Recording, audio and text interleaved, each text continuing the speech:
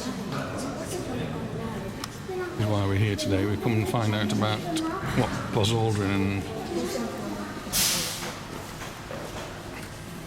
co were doing when they landed on the moon. Neil Armstrong. 1969.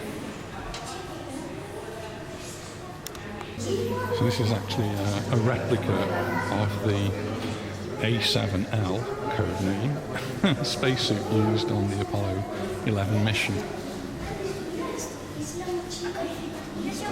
And it's actually all this exhibition I think is on loan. And right next to it, another replica of the Stratospheric Suit that was created by Emilio Herrera.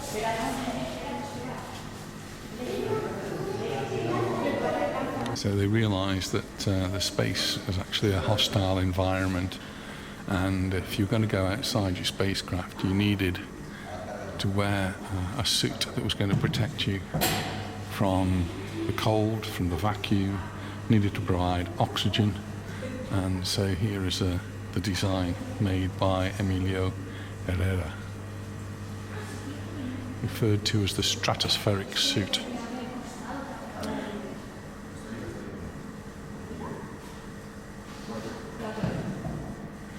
So this was actually designed to be used in 1936, but because of the Spanish Civil War, the project ended. Decades later, NASA made use of the suit based on the research that Emilio had done. So this is a replica of the Lunar Module. It was designed to hold 2 people and to take them down to the moon and then to bring them back safely up to the orbiter.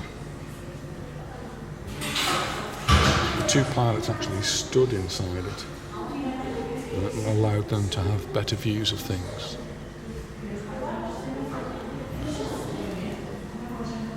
Lots of switches and knobs, even a joystick down there.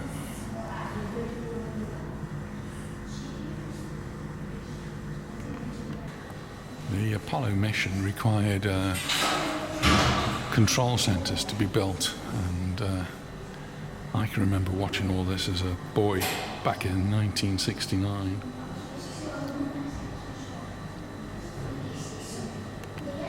There's a model of the Saturn V Rocket that sent them up into orbit, and designed, based on designs by Wernher von Braun, weighed 2,800 tons, huge thing, 36, 37, 38 stories high. This is a replica of Galileo's telescope, and this is actual size. Samples of the basic necessities that they took with them to the moon. And a can of Coke, Pepsi Cola as well. I wonder if they were sponsored.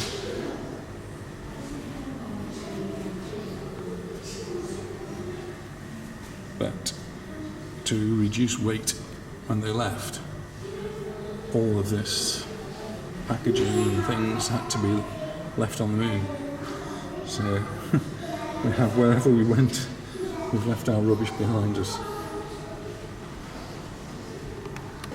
So the first journey to the moon was more symbolism than actual science, and the astronauts were there for less than a day. Were actually only outside for about 2 hours, and they didn't actually get very far from the spacecraft, only about 50 meters. The main objective was to discover how difficult it was to move and work on the moon, and above all to obtain samples of the lunar soil. Armstrong's first task on setting foot on the moon was to collect a small rock and put it into his pocket in his suit. They also set up various measuring instruments and were able to carry out a number of simple experiments. Some of the tools that have been used in space over the years, not just on the Apollo mission, some of these are from the Mir space station. And here's a survival kit, which was actually used in the Soyuz program.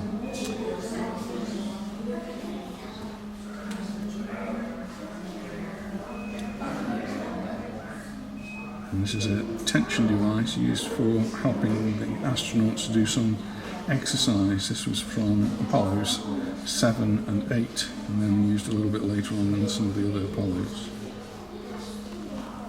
The experiments that were carried out on the moon were very limited, and only 3 real scientific experiments were carried out. The first one was a solar wind collector, and really all of that was a piece of aluminium foil, and that was unfolded and spread out, exposed to the sun for about 2 hours, and then it was collected and returned to Earth so that the subatomic particles embedded in the surface could be analysed.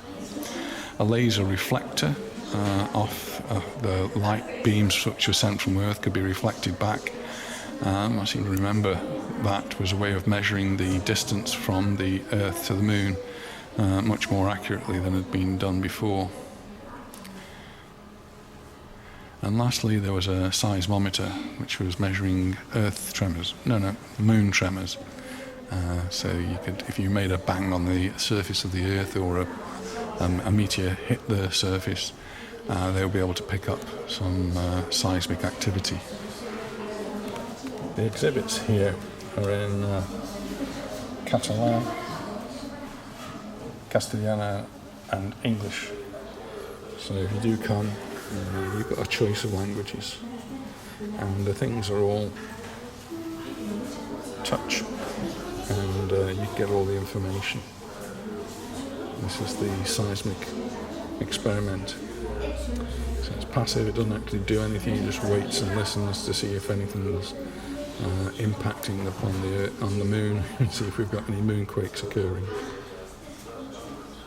The reason they want to find out about seismic activity is because that's how we actually find out what's inside the moon.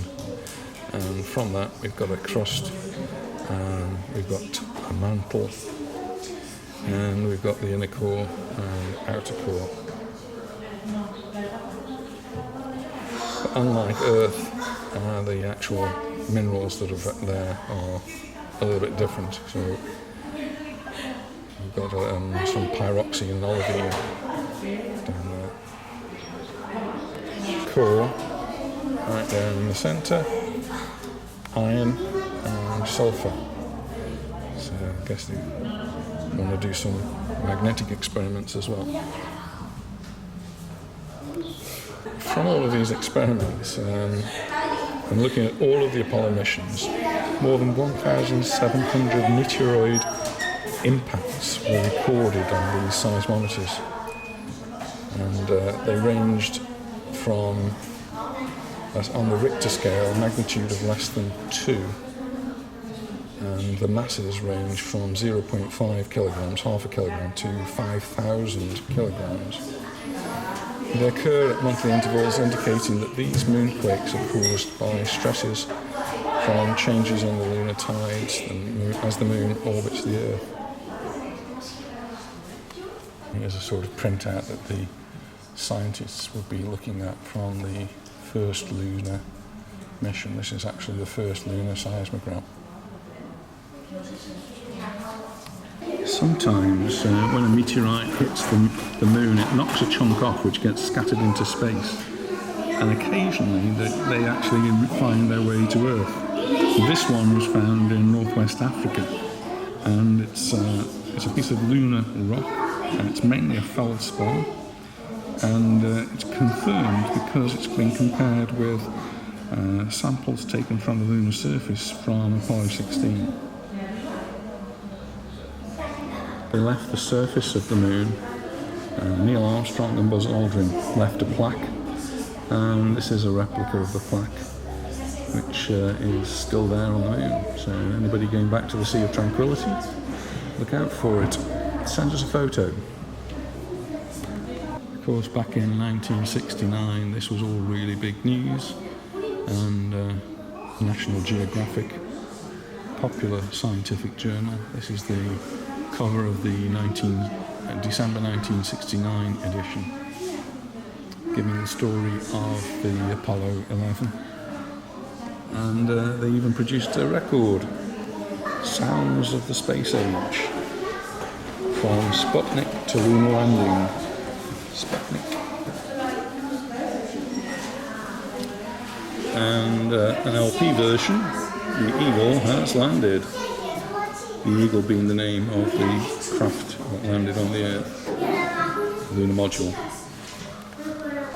Walking on the moon was somewhat different than walking on Earth because the moon's gravity is something like 6 times less than that on Earth. So they felt as though they weighed 6 times less. It meant that walking was more like, well, it became more sort of moon hopping, I think it was called. It was big news all over the world, lots of coverage in the newspapers. These particular pages are from the Lebanon Daily News, dated Friday, July the 25th, 1969.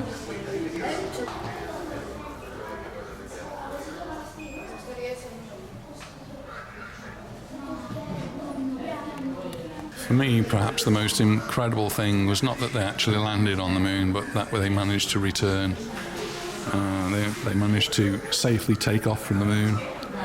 The Eagle managed to connect again with the lunar orbiter, and then they managed to get all the way back to Earth, go around the Earth, orbit the Earth, and then land safely, and the astronauts came back alive. So returning to the Earth, it was at 40,000 kilometers per hour, and it had to reduce its speed. When it came into the atmosphere, the temperature of the outside would have got up to 2,500 degrees Celsius. If you think of iron melts at 1,500 degrees Celsius. So the outer surface of this had to be protected with a thermal shield which could withstand those really high temperatures. Once it got down to about 8,000 meters, the parachutes were opened, and that slowed them down. And then at 3,000 meters, the main parachute would have opened, and that would have slowed it down even more. And unlike the Russian spacecraft, they landed in water, so a little bit of a cushion from there, rather than landing on sand and desert as the Russian modules did, the Russian landing modules. But then they had to be rescued, and the ships were on hand. And there's the rescue. Lots and lots of unknowns. So once they'd landed, they were put onto the ship, and they were put into quarantine. Period of over 2 weeks. They were isolated just in case there was something extraterrestrial that we didn't really know about, and probably a little bit more comfortable than the lunar modules, but still very much confined. They arrived back safely.